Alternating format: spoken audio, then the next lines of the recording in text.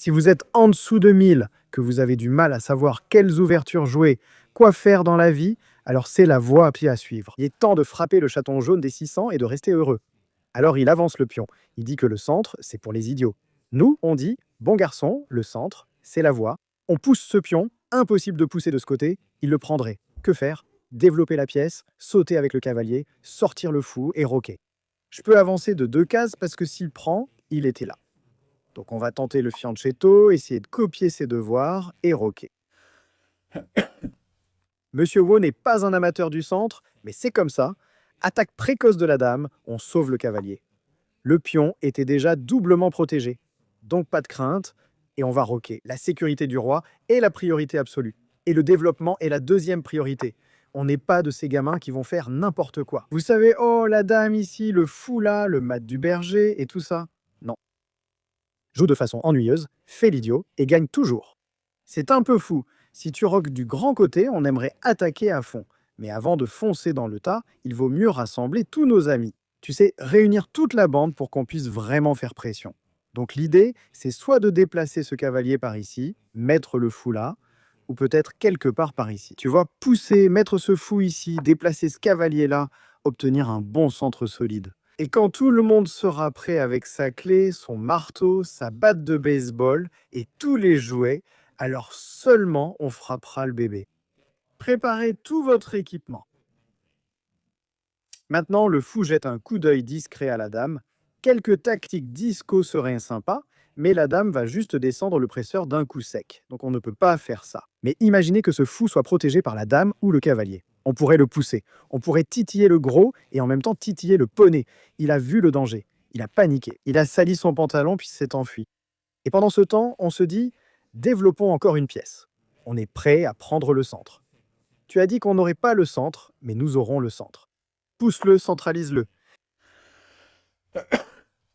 Il ne peut pas prendre ici car on a 3 défenseurs contre 2 attaquants. Donc bon centre pour nous. S'il recule, le pion ici piège presque le fou, mais il peut essayer de s'échapper. Mais il est tout simplement piégé. Il le prend parce qu'il pense que 1 plus 1 égale 11, mais en réalité c'est juste 2, et il a un peu échoué le test des maîtres. C'est pourquoi on conseille d'aller au cours d'été. Faites vos maths. Impossible de jouer aux échecs sans maths. On active nos pièces. Je suis content. Tu veux faire quoi?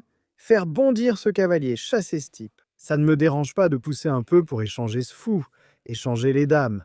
Garder la partie ennuyeuse, l'ennuyer. Allons-y, sautons. J'aurais pu pousser, mais je préfère prendre de ce côté, doubler les pions et le rendre triste. Ça attaque, mais c'est protégé, donc on ne gagne pas. Après qu'il recule, je peux envisager la poussée. Je lui demande un échange comme ça. Donc je pousse le pion, j'échange le fou, et ensuite la dame peut aller là-bas pour essayer de rentrer. Il dit, tu n'échanges pas, hein, c'est moi qui échange. C'est pareil. Content d'échanger, content d'échanger. La dame ira là-bas, vérifier le matou. Et je ne sais pas, il est content d'y aller. Mais si le cavalier saute là-dedans, on va le titiller. Alors faisons venir la grosse pièce. Il peut pousser et dire, je vais me cacher derrière mes nounours. Mais je peux sauver le cavalier. Mais je peux prendre ce pion. Si mon cavalier meurt, le fou meurt. Les deux valent 3 points, donc c'est un échange plutôt équitable. Certains idiots diront que le fou est plus précieux que le cavalier. Alors tu leur dis, tais-toi, je joue aux échecs, laisse-moi m'occuper de mes affaires, occupe-toi d'Étienne. Il utilise une protection. Mais maintenant, le cavalier peut sauter, embêter la tour, prendre le biscuit. Et le fou ne peut pas le prendre parce qu'on le cloue. Alors laisse-moi sauter, capturer et rester heureux. J'aurais aussi pu prendre ce pion pour une double attaque, mais il y avait trop d'idées. La tour ne peut pas prendre ici. On utilise la protection. On attaque le fou, on embête le pion, on embête ce pion, on embête tout le monde. On se transforme en mini Pokémon, embêtons-les tous. Pousser, c'est une tour gratuite. La tour essaie de s'enfuir ici, mais le fou meurt. On essaie de sauver le fou. Ensuite, le pion meurt. Le chaton va juste pleurer.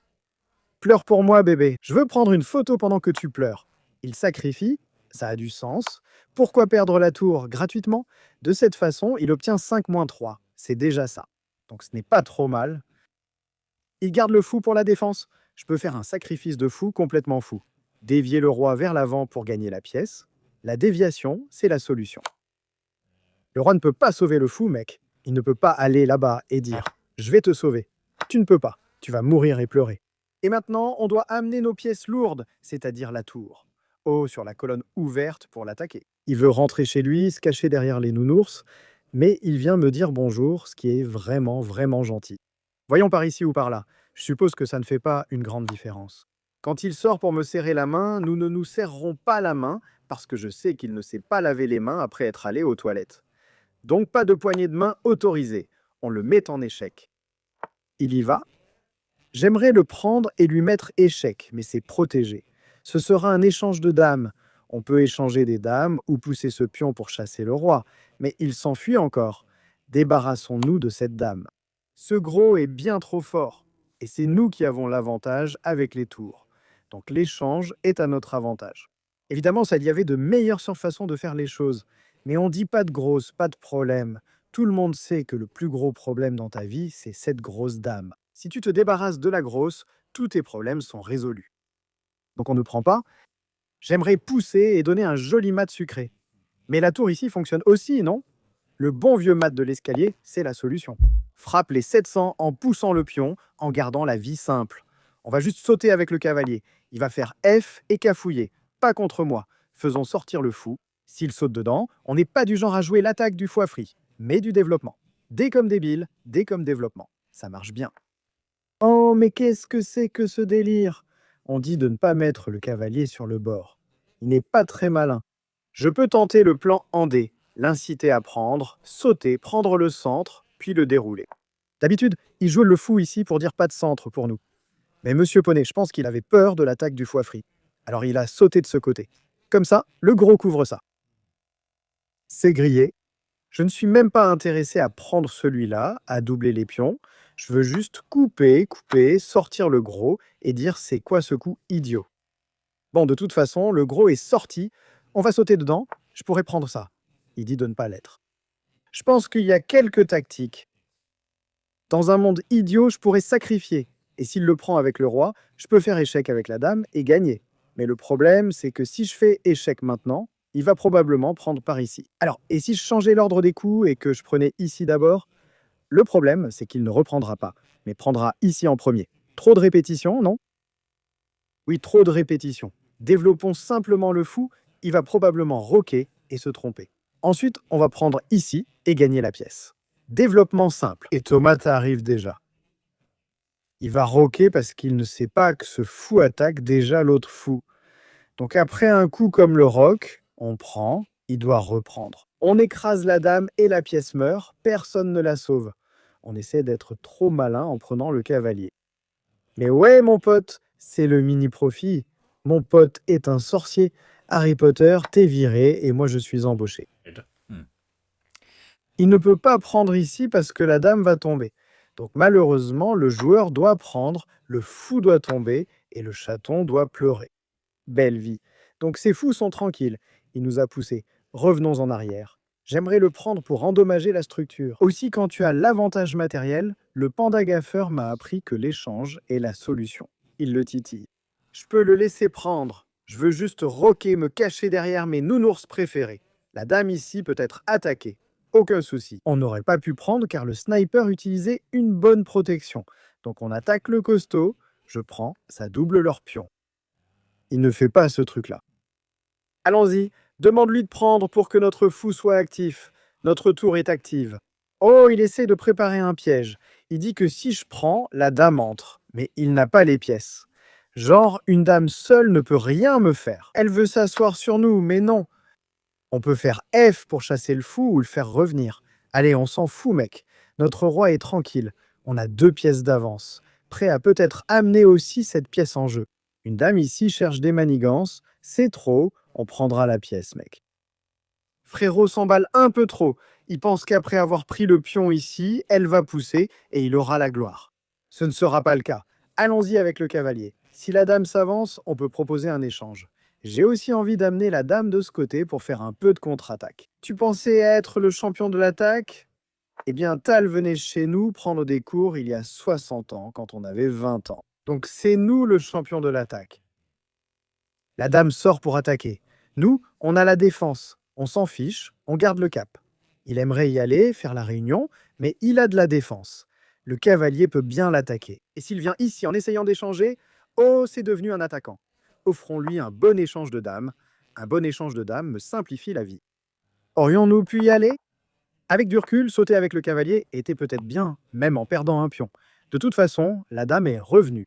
Laisse-moi sauter, titiller la dame, attaquer le pion, attaquer par ici, attaquer partout. Je peux revenir en arrière pour maintenir la protection. Et alors, où est l'entrée? Je souhaite qu'un échec de cavalier avant d'entrer, mais la reine, bon, il est parti là-bas. Je peux prendre le pion, attaquer la dame, attaquer la tour, mais si je prends ici, le fou meurt. Et oui, je gagne la tour, mais il y a 2 pièces contre une tour. Ça ne vaut pas le prix. Il veut pousser et gagner peut-être. J'aimerais vérifier. Mais la dame prend, et l'échange n'est pas idéal car on perd encore une pièce. Puis-je revenir en arrière pour le sauver? Non, on peut sauter ici et attaquer la dame. Prenons juste le pion, simplifions. S'il pousse, on va là-bas. Le cavalier sauve le fou. On attaque ça, et on est tranquille. Le cavalier va maintenant faire échec grâce à la protection. Et le roi ne peut pas s'enfuir parce qu'on a coincé le poulet dans le coin. Donc hop, la dame meurt et le chaton pleure. Il faut ajouter un coup de tour ici pour préciser que le saut est interdit, car ils ont fait le calcul. On ne connaît pas les maths car on rate toujours le test. Je peux jouer le fou ici avec quelques idées pour commencer. Après ça, on pourra vraiment attaquer la dame. Après la tour, on peut préparer de jolis petits pièges. Tu sais, hein, le petit piège avec le fou ici a marché. L'autre petit piège, c'était juste du grand n'importe quoi. Et maintenant, on prépare un autre petit piège. Le nombre de petits pièges qu'on prépare ces jours-ci devient incontrôlable. C'est la saison des bébés. C'est toujours la saison des bébés. Il est coincé, il doit prendre. Il ne peut pas prendre ici parce que c'est un échec. Donc la dame meurt et on fait pleurer le chaton. Comme toujours, fais pleurer le chaton. Assure-toi qu'il ait quelques larmes qui coulent sur le visage pour que la photo ressorte bien sur la carte postale pour le Père Noël. Donc on pique ici, on pique là. Celui-ci se détend. S'il joue le fou ici, je peux le prendre avec un autre pion. L'abandon est la solution. 800 chatons jaunes, que se passe-t-il ici? Il joue une ouverture sophistiquée ou il bouge juste le cavalier? D'accord, laisse-moi bouger le cavalier et le sauver. On va garder les choses simples et l'attaquer. Plutôt sympa. On peut tenter une écossaise sophistiquée. Ouais, je pense que cette année 2026, les gamins sont vraiment de grands adeptes de l'écossaise. Mais la façon de contrer l'écossaise, c'est simplement de sortir le fou. S'il utilise un genre de presseur ici pour le sauver, le plan c'est de sortir la dame tôt. Une sortie précoce de la dame contre le scotch pour le contrer. S'il la prend, le plan c'est de mettre la dame ici puis de reprendre avec la dame. Frérot ne peut pas sauter avec le poney, c'est le mat du berger. Donc soit une histoire de dame, soit défensive. Ensuite, tu reprends avec la dame pour éviter de doubler nos pions. Le fou va là, je peux le prendre. Leurs pions sont doublés. Maintenant, on a la possibilité de ne pas prendre le poney, mais en fait de donner un échec idiot. Le truc, c'est qu'après la poussée, on peut prendre ce pion et soudain, on attaque la tour. Le pion, le poney. On aurait même pu prendre ça et titiller celui-là. On a l'embarras du choix. Il a donc fait sortir le roi pour éviter qu'on le titille. Il faut encaisser. Prends le poney. Il ne pourra jamais roquer. Tu pouvais donner l'échec, mais c'était bloquable. Je veux que la petite tour rejoigne et gagne. Une attaque précoce de la dame marche vraiment si tu l'utilises bien. Pas comme quelqu'un qui place la dame n'importe où. Il saute avec le poney. Laisse-moi sortir le fou. Je titille la dame. Je veux juste amener la petite tour, c'est ce qu'on a dit. S'il bloque avec le fou, je vais roquer ou mettre la petite tour ici. Ça ne change rien et la dame meurt. Donc roquer ou ne pas roquer, ça ne fait aucune différence, non? Allons-y, faisons venir la tour. Le roi va là. Au revoir la dame. Le fou bloque. Au revoir la grosse pièce. La seule façon pour la grosse dame de survivre, c'est de sauter avec le poney et ensuite on peut simplement la reprendre. S'il prend ici, on a la fourchette pour écraser la dame. Donc peut-être qu'après la prise, il dira cours, échec et sauve ta peau. Un certain type d'échec ne vaut rien. On peut le prendre. On dirait qu'on lui offre une pièce gratuite, mais on dit que notre objectif, c'est la sucette, mec. On ne veut qu'une seule chose dans la vie. C'est une belle sucette de poulet. Prise, et la dame meurt. S'il s'enfuit, on prend le pion. On peut même être un peu du genre à échanger parce qu'on a une pièce d'avance, donc les échanges sont bons pour nous. Voyons ce qu'il fait, le gars s'enfuit. S'il prend, c'est défendable. Donc rien de fou, laisse-moi amener le cavalier, directement vers le roc. On amène la dernière pièce dans le jeu. S'il tente un échec, on peut toujours se cacher derrière mon nounours préféré. Donc pas de souci de ce côté-là. Il prend, on reprend. J'aimerais bien aller là-bas et grignoter ce pion, mais ce n'est pas ce qui nous intéresse le plus. D'accord? Il essaie de roquer à la main. Roquons automatiquement. Automatique, c'est mieux. Le gars se cache. Allons sur la 7e rangée. On titille le fou. On titille le pion. S'il prend, je suis content de prendre ici. On attaque aussi ce pion. J'aimerais placer une autre tour sur la 7e rangée pour mettre la pression partout, mais ce n'est pas possible. Un pion ici, la tour ici, c'est la façon de le sauver. Je peux y aller pour échanger la dame et simplifier ma vie. J'aurais voulu que la dame y aille et le mette en échec. Mais la grosse ne saute pas comme un cavalier. Malheureusement, il est trop dodu. La dame tente une manigance. Si je mange le pion, c'est toujours risqué de le prendre parce qu'il y a la tour ici pour un contre-jeu. J'hésite à prendre ou non. C'est là que je veux mettre la pression. Mais une tour seule ne suffit pas. Je peux prendre ainsi pour t'empêcher de me doubler, mais cela ouvrira la colonne G. Donc peut-être qu'on met la dame ici. Mais si je vais là, j'ai peur qu'ils viennent l'embêter et qu'on ne réussisse pas notre coup. On va juste mettre la dame ici, c'est ce que je voulais il y a peu. S'il échange, on est content. S'il prend ce pion, on prendra celui-ci pour attaquer de ce côté. Il n'aura pas de contre-jeu sur la colonne G. Fichy pourrait recommander de prendre le pion, mais je dirais que ça lui donne juste du jeu inutilement. Pourquoi tu lui donnes du jeu? Alors prends le pion. Cherche une possibilité d'échec. S'il recule, la tour n'est pas perdue. Oh frérot, nous taquine, mec. Pas cool, mec. Ne nous taquine pas. On n'est pas ta peluche. Il s'enfuit ou il recule. Malheureusement, pas de mat ici. La tour est là, mais elle est presque coincée. Il peut jouer la dame ici en essayant d'échanger, ce qui ne me dérange pas, parce qu'on a une belle dame d'avance. Pas une dame de grande taille, mais une belle pièce d'avance. Donc, les échanges sont bons pour nous. Et maintenant, après l'échange des dames, on peut en fait grignoter le pion, parce que sans la dame, son attaque ne sera jamais dangereuse. On prend ça, on attaque ça. Et s'il sauve ce pion, je peux amener la tour et faire une double attaque pour gagner celui-là. Et ce pion se la coule douce. Monsieur Poney n'a rien fait de sa vie. C'est un peu un parasite. Mais laissons-le profiter. Croque le pion, croque le pion. J'aurais pu le prendre comme ça. Mais ce n'est pas grave. J'ai envie de tester et de faire un joli coup de poney ici, mat, mais il va sûrement s'échapper. Poussons-le. J'aimerais pousser et faire l'échec, mais il est vraiment insaisissable. Il vaut mieux avancer certains pions pour éviter des faiblesses sur la dernière rangée. Sinon, il peut faire un échec surprise et nous mettre en difficulté. On pousse, échec, il sort. Où est-ce le mat? Peut-être qu'il est temps que notre cavalier rejoigne la fête. S'il le titille, on peut le faire et tous les connecter. J'aimerais bien installer le cavalier ici avec quelques idées pour prendre ce pion. Il est défendu. Donc pas pour tout de suite, mais un bon jour, disons qu'on amène la tour. On en amène une. Oh, il essaie de s'échapper. Pas cool. Je peux aller là pour sauver le pion, mais l'échec ne sera jamais un vrai échec. Prenons juste le pion, mec. On prépare quelques petits pièges pour gagner la tour. S'il prend ce pion, on peut lui mettre un échec bidon, et on passe à autre chose. Faisons simple, l'échec, c'est la solution. Mets le roi là pour qu'on puisse faire échec et gagner quelque chose. Ce n'est pas facile à gagner car même ma tour est menacée. Si je prends cette tour, il prendra l'autre. Il faut donc rester vigilant. S'il va là, on peut faire échec et ensuite la prendre. Mais il va probablement aller là pour éviter tout ça. Pas bon du tout. Frérot est vraiment trop insaisissable, mec. Sauvons juste la tour. Je ne peux pas prendre ici. J'essaie de jouer élégamment au centre, mais ce n'est pas possible. S'il va ici, on peut relancer un échec. Mais non. Comment piéger ce gamin? Pourquoi est-il si insaisissable? Mettons-lui échec. S'il va là, il sera coincé. Est-ce qu'on aurait pu faire ça avant? Aurait-on pu le faire avant? Bonne question. On aurait pu faire échec. Il serait parti et aurait continué à courir, non? Plus ou moins. Le frère a encore couru. Nous avons les tours alignées. J'aimerais faire échec. Encore une fois, s'il va là-bas, c'est le milieu. Mais le problème, c'est qu'il va avancer.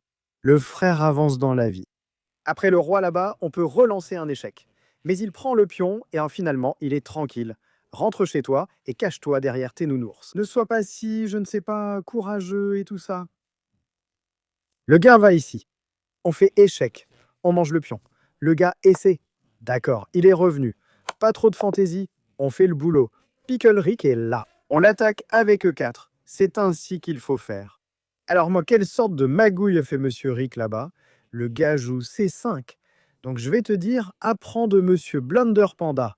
La configuration anti-C5. Il faut sauter avec le cavalier. Mettre le pion là, le fou là, le pion là, le fou là, le gros là.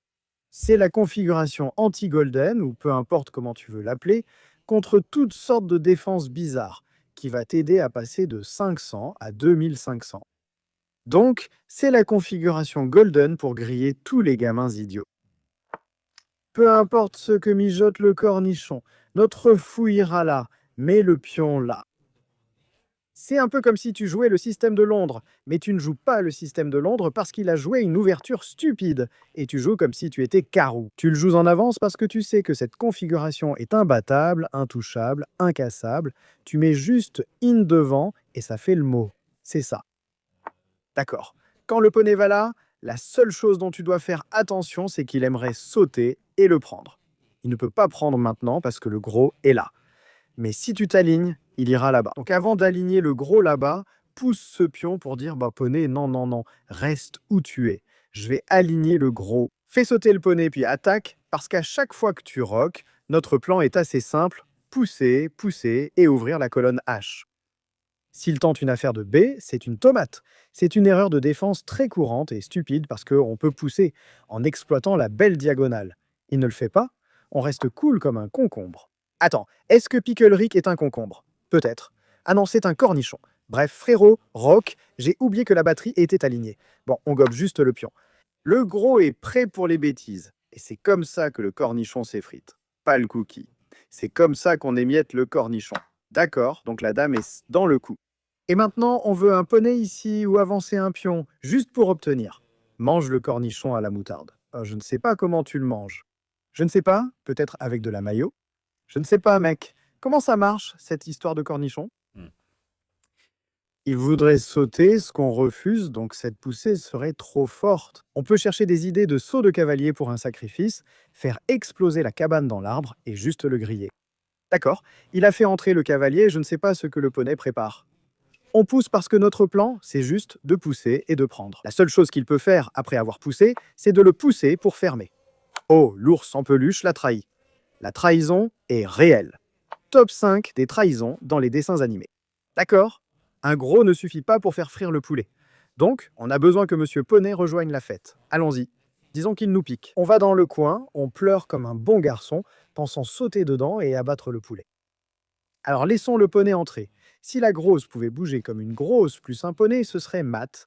Mais la grosse peut rêver, juste rêver d'être un poney. Mais elle est trop potelée pour sauter partout sur le plateau, tu vois. Trop grosse, compris Jim. La reine devenue poney ici n'est pas un mat. Mais c'est comme ça. Peut-on pousser? On peut pousser, mais pas pour mater. Oui. D'accord, il a sauté avec le cavalier pour chasser la grosse dame. Il essaie d'être malin.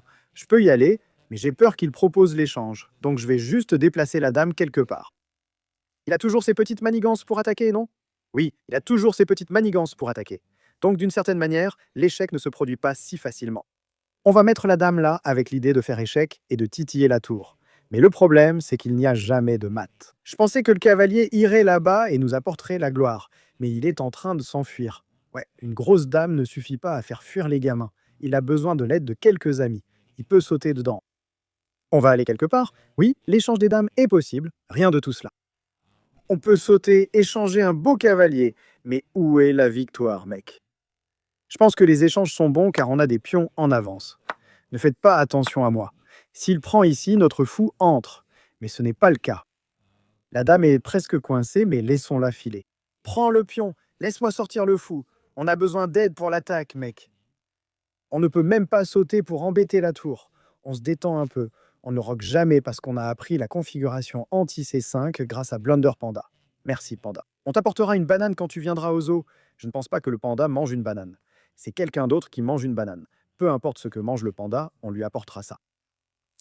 On peut le prendre, le fou semble piéger la dame, mais on s'enfuit. Il prend, je reprends, tout va bien pour lui. Où est-ce la menace, mec? Il peut même prendre avec la tour pour nous embêter et peut-être nous faire échec là-bas. C'est glissant, c'est une affaire glissante, non? Si on prend, je vais là-bas, il y a un clouage. Frère, il nous a embêtés. Pas cool, laisse la grosse dame tranquille, on sauve le pion. Je suppose que le poulet a survécu. Ouais, on a gagné genre 3 pions. Il a pris tous ses ours en peluche et il s'est juste enfui. Mais au moins, il a survécu. Je pense qu'il est temps de roquer et d'y aller doucement. Jouer le cavalier, l'inciter à prendre ou reculer le fou, ou peut-être simplement reculer la dame et commencer à pousser nos pions, en prenant la voie lente et régulière vers la gloire. Frérot attaque le pion, donc la dame ici était mieux. On aurait pu le pousser pour le sauver. Maintenant, seul le fou ici peut le sauver. Non, après tu peux le pousser et le chasser. J'aime bien le cavalier ici pour l'embêter.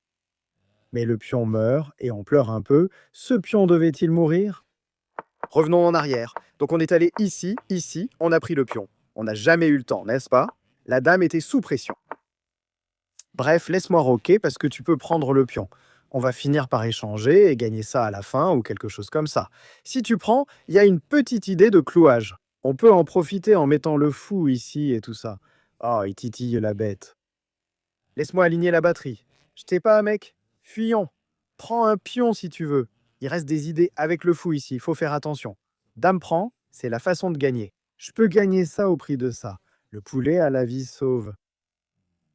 S'il nous en laisse le temps, je peux essayer de pousser.